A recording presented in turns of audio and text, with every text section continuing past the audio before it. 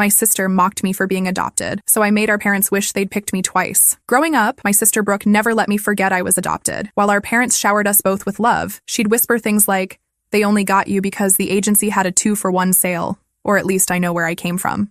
I tried not to let it bother me, but every comment chipped away at my confidence. I was 8 when my parents chose me. They already had Brooke, who was 6 at the time, but they wanted another child. After seeing me at the agency, they said it felt like I was meant to be part of our family. But Brooke never accepted me. She'd hide my homework, blame me for things she broke, and tell other kids at school I was secondhand goods. Despite her constant bullying, I worked hard in school while Brooke partied and barely maintained to C average.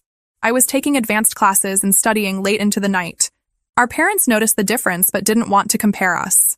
They'd praise both of us equally, even when Brooke clearly didn't deserve it. Everything changed during our senior year.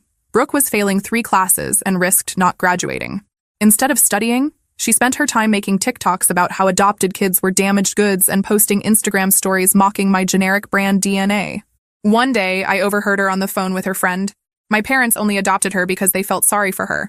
But watch when college applications come around, they'll realize blood is thicker than water. All their money is going to their real daughter's education. That was the last straw. I had already been accepted to Princeton with a partial scholarship, but I hadn't told anyone yet. I decided to let Brooke dig her own grave. Every time she skipped class to hang out with her boyfriend, I kept quiet. When she forged our mom's signature on her failed math test, I looked the other way. I watched as she dug herself deeper and deeper. The day college decisions were released, our parents gathered. We were all in the living room, sitting with our eyes glued to our laptops. My father, with his hand resting on his chin, watched in silence. My mother, anxious, paced back and forth with her already cold cup of tea in her hands. Brooke seemed too calm, which, coming from her, was almost always a sign that something was about to explode. "Come on, Brooke. Open that email already," my mother said, trying to smile. Brooke huffed as if this was all a waste of time. "Ugh, relax. I know I got in." I didn't even need to look to know she still believed her own lie. She had sent applications to 7 colleges, even with grades that barely met the minimum. For weeks, she spent more time setting up her Instagram aesthetic for the decisions than actually filling out the forms. Delusion was a thick layer in my sister's life. She clicked. The silence lasted a second, the kind of second that seems to stretch until it becomes a weight in the air. Then she read, frowned, scrolled down the page, read again. "This is a mistake," she murmured, pulling the laptop closer to her face. "Honey?" my father asked, his voice heavy with concern. "Rejected." She spat the word like it was poison. "They said my application doesn't meet the academic requirements. This is wrong. I had recommendation letters." My stomach churned, but I held back the smile that threatened to escape. It was cruel to rejoice in someone's downfall, I know. But there was something cathartic about watching her arrogance crumble, layer by layer. As if for the first time, reality was returning everything she had spread along the way. One by one, Brooke opened the other emails. All the responses were variations of the same polite sentence. "Unfortunately, your candidacy was not selected in this cycle." She turned white as paper. For the first time in a long time, Brooke was speechless. My father cleared his throat. "Sweetheart, maybe we can look at other options. Community colleges, technical courses." "No," she interrupted him, slamming the laptop shut. "This doesn't make sense. I deserve to get in." That's when I opened my email.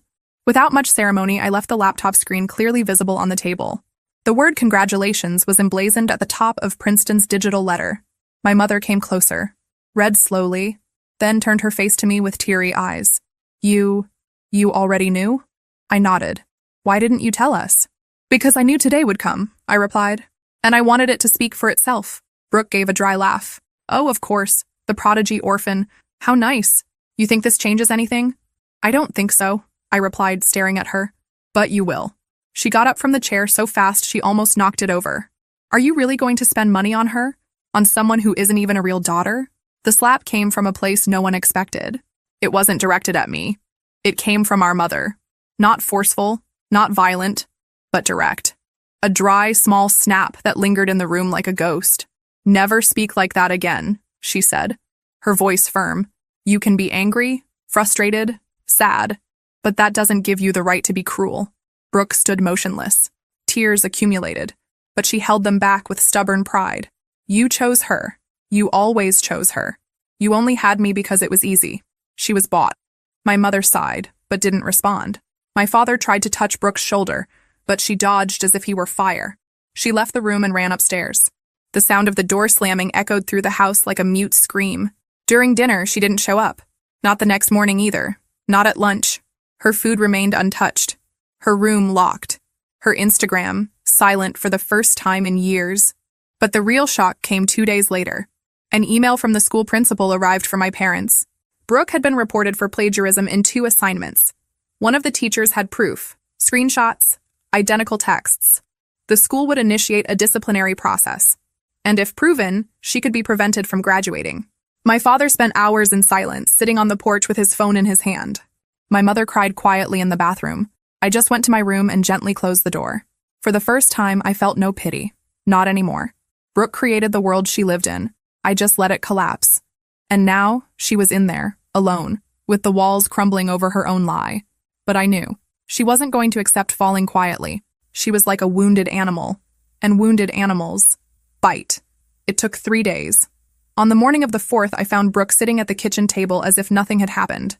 Her hair pulled back in a messy bun, eyes covered by a pair of sunglasses even though she was inside the house. She stirred her cereal with the spoon without any real intention of eating. When she saw me, she raised an eyebrow and said, "Did you enjoy the show? Have you told the school too? Or do you want me to go on a silver platter?" I didn't even have to say anything, I replied, grabbing an apple from the fruit bowl. "You were great at digging your own grave." She smiled, but it wasn't a human smile. It was the kind of laugh shown in alleys and broken mirrors. "You think you won, don't you? It's not a competition." "Of course it is. It always was. You just won because nobody expects anything from someone who came from trash." I didn't respond. Not because the words didn't hurt, but because some part of me, a new part, that had hardened, knew she wanted the response. She wanted the conflict. She wanted something that would bleed. But what really hurt was seeing my mother standing in the hallway, listening to everything. The spoon fell from Brooke's hands when she noticed. "If that's how you think about your sister, maybe you need to rethink more than just your grades," my mother said before turning and leaving. Brooke never tolerated being ignored. And that was the first slap of ice. The school's punishment came quickly. Indefinite suspension, formal investigation, nothing guaranteed regarding graduation. She cried in her room on the first day. Not from regret, but from rage. From humiliation.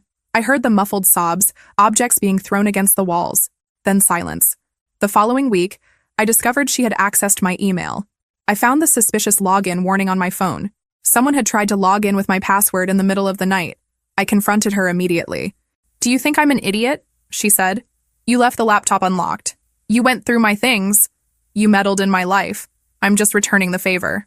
There was a moment of pause between us, one of those seconds of mutual recognition, when 2 people finally admit who they are to each other. There, in that invisible tension, there was an undeclared war. And war, I realized, requires preparation. That's when I started keeping evidence, screenshots, copies of conversations. I recorded all the small sabotages, the whispers, the deleted emails, everything. Not with the intention of using it, not yet, but as a shield. I knew she wasn't going to stop, and I couldn't allow myself to fall into her game without weapons. Brooke, on the other hand, became more subtle, and that's what makes certain people dangerous, when fury turns into strategy. She began whispering to our parents about how I had changed a lot lately, how I seemed distant, how maybe I was overwhelmed. At first glance, it seemed like concern, but I knew the tone. It was poison in homeopathic drops. My mother started asking me more often if I was okay. My father suggested I relax with my studies. One Sunday, they both called me to talk about academic pressure. Brooke watched everything from afar, with that half smile, like someone playing dominoes waiting for the right piece to fall. "You've been very closed off," my father said. "We just want to make sure you're happy." "You're hearing this from her, aren't you?" They looked at each other, silent, and then I knew. That night, I left my laptop open on purpose. I opened a fake email with a fake message about a supposed suspension of mine for using cheat sheets in a practice test. A test. Bait. The next morning, my calculus teacher called me for a strange conversation.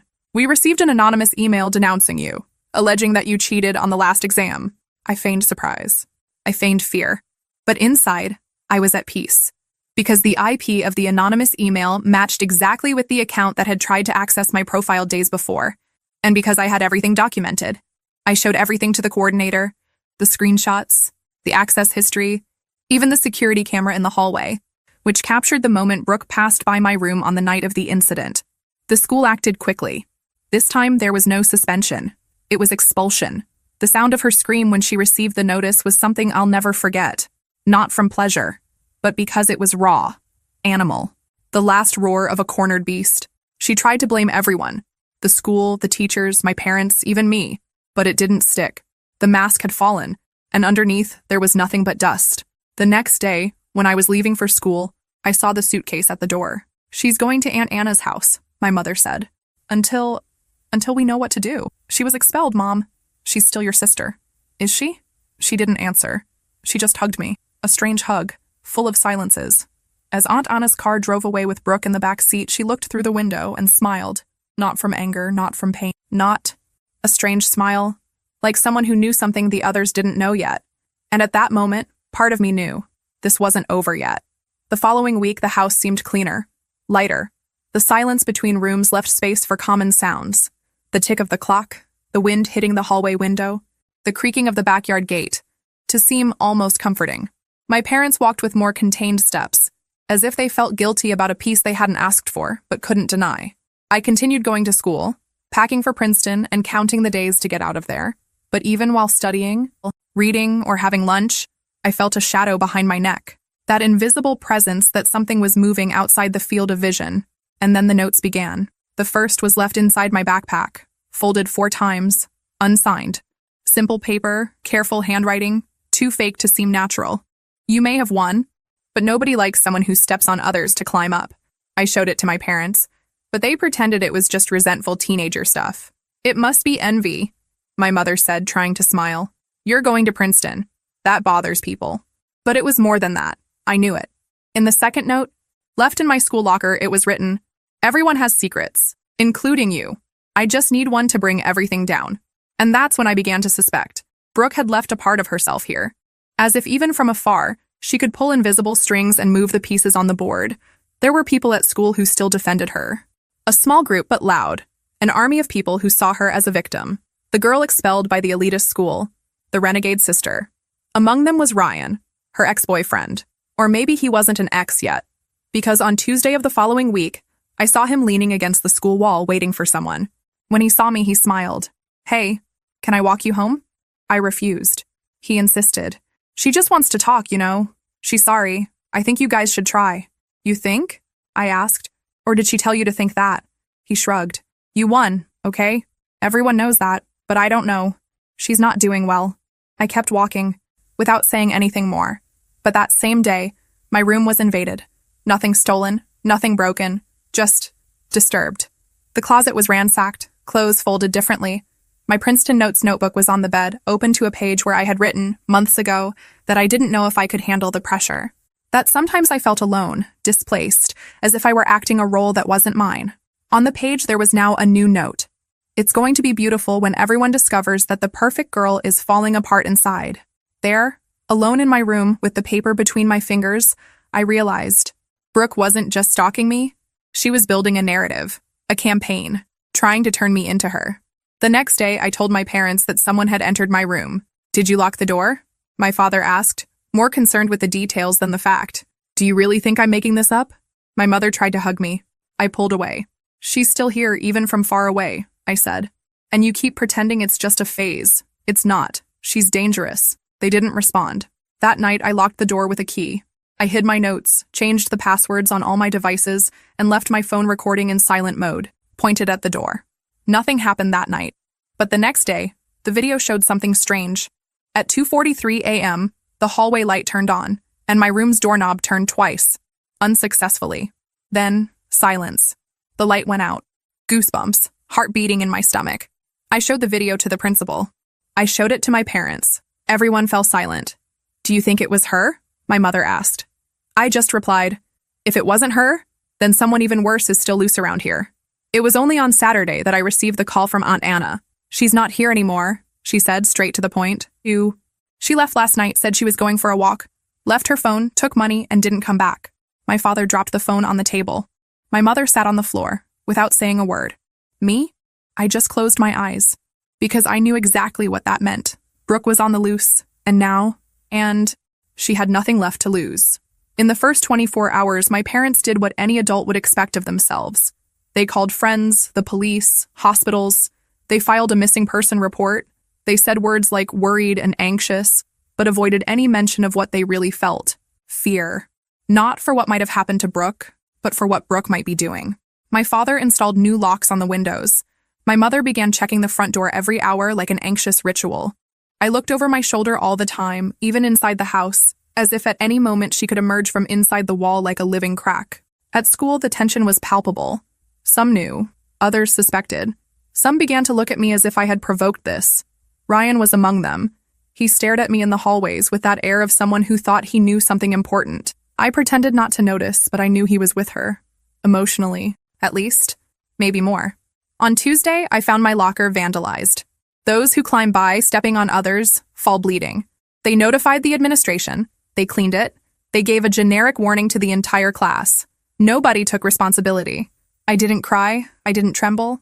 But that night, my father slept with a kitchen knife beside his bed.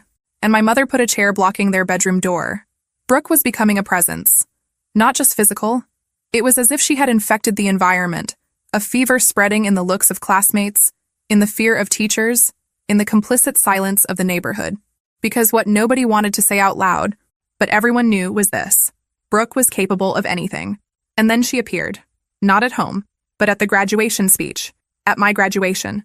There was a week left. I was invited to give the main speech as the class standout. The student who got into Princeton, who overcame so many obstacles, as the principal said, smiling without knowing half of it. The night before, I received an email from the school confirming the speech. Attached, the final text revised by the coordination, but the file wasn't mine. Instead of the text I wrote, there was something completely different. A manifesto. It began like a public letter. For Brooke. It narrated the entire truth about me. A manipulative girl, who ruined her own sister out of envy, who forged evidence, who always wanted to take her place, who lied to everyone. The last sentence was a punch. Maybe it's true that blood doesn't make family, but sometimes blood is what drips when the mask falls. I dropped my phone. I ran to my laptop. The original file had been deleted. Replaced. Every copy, every version. Backup? Inaccessible. Emails? Gone. How she managed it, I didn't know. But the mark was clear. Brooke. The next day, I took everything to the administration. The school's IT confirmed the text sent came from my email, but the access had been made by someone with my login from an unknown IP. Ryan worked part-time in the library. He had access to the computers. The school asked me to redo the speech. They promised to review it personally. Just a scare, they said. But they knew. She was closer than ever. On ceremony day, my mother helped me put on my gown. Her hands trembled, but her smile was firm. You made it this far. Nobody can take that away. In the car, my father said nothing. Deep down, he was afraid the ceremony would end with more than diplomas. At school, the gates were more heavily guarded. But surveillance doesn't stop ghosts. The packed auditorium, white chairs, artificial flowers, the sweet and suffocating smell of cheap perfume. The speeches went by. Speeches from students, coordinators, parents. When my name was called, I walked to the stage feeling the world weigh on my shoulders, each step like a step toward judgment. I took the microphone, breathed, looked at the audience. She was there, in the back row. Dark shirt, hair tied back, dark glasses, a cap pulled too low. But I would have recognized her even in the dark. My blood froze, but I continued. Good evening, everyone, I began, my voice clear despite my racing heart. We are here today to celebrate, to remember that we made it this far, and that alone is an achievement. But we are also here to acknowledge that the path to this stage is not always fair, not always kind. I continued, improvising where the text had been destroyed.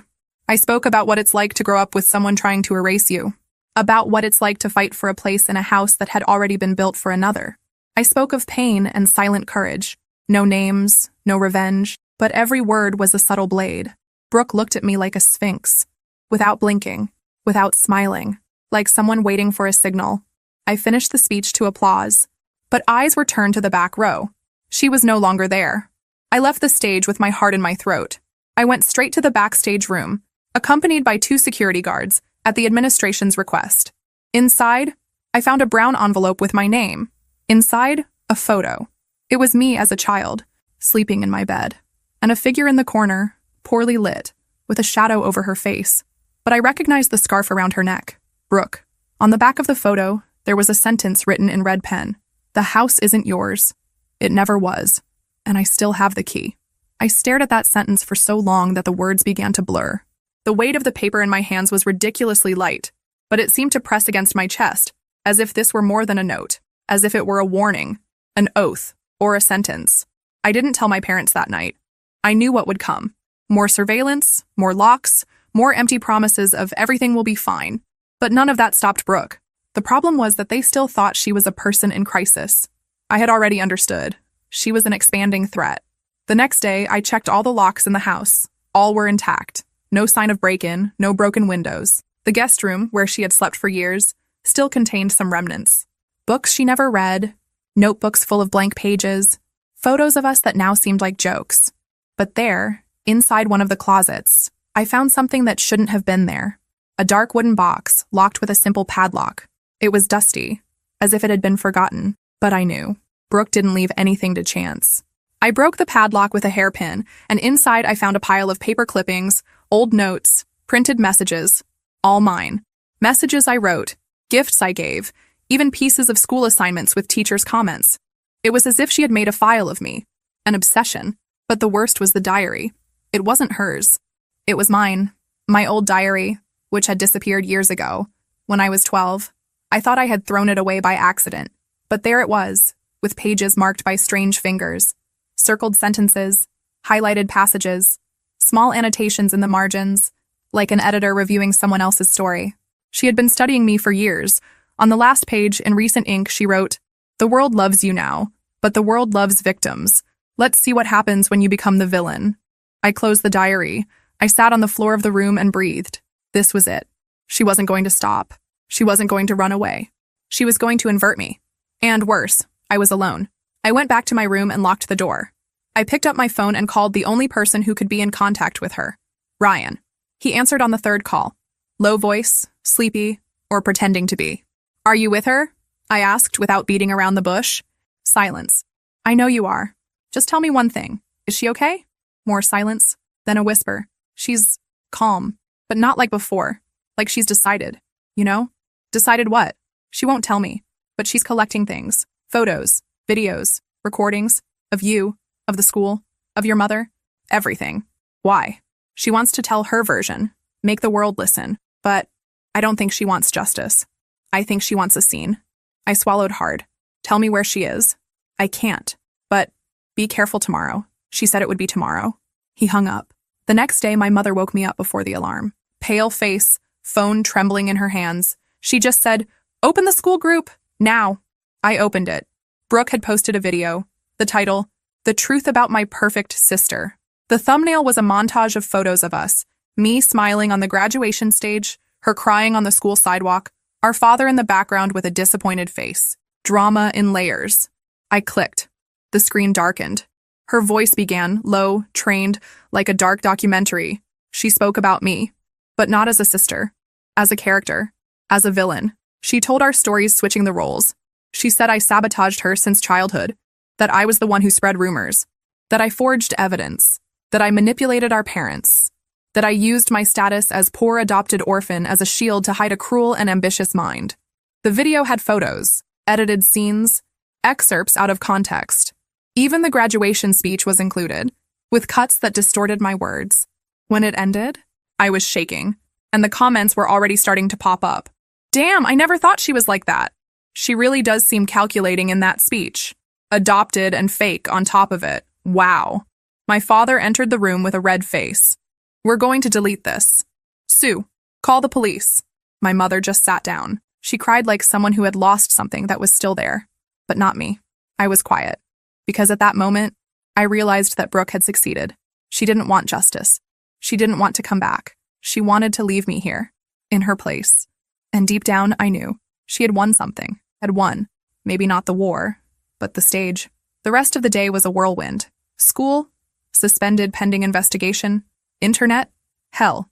People looked at me on the street as if something was wrong, but they didn't know what. A silent and constant judgment. At night, I received a message from an unknown number. "Now, we really are sisters. You feel what I felt. You sleep in fear. You wake up trying to remember who you are. Welcome to my world. With love, Brooke." And no matter how much I wanted to hate her, no matter how much I wanted to destroy her, The truth was simple. She no longer needed to be here to haunt me. She had already entered, through the front door, with the key that, after all, had always been hers.